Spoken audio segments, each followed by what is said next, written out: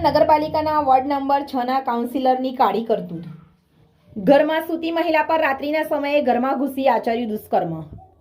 પોતાના મત વિસ્તારમાં જ રહેતી પરિણીત મહિલા સાથે કાઉન્સિલરે આચર્યું દુષ્કર્મ।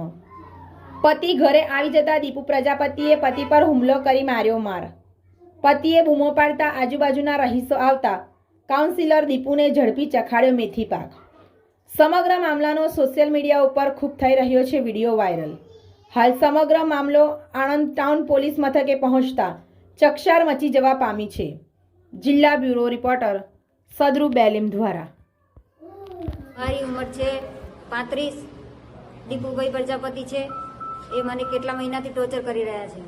મારા ઘરે આવ્યા હતા, આજે જબરદસ્તી મારા જોડે દુષ્કાળ કરીને ગયા। 11:30 મારા ઘરે આવ્યા હતા, ડાયરેક્ટ આવીને મારા પર ચડી ગયા, કપડાં ઉતારી નાખ્યા મારા।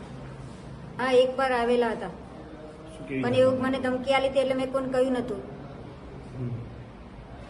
શંકરમાં વોટ 6 નંબર વોટમાં આવે છે ને, તેની પાવતી માટે ટોર્ચરમાં આવેલા હતા। મારો નંબર લઈ ગયા હતા, ત્યારથી મારે જો ટોર્ચરમાં છે।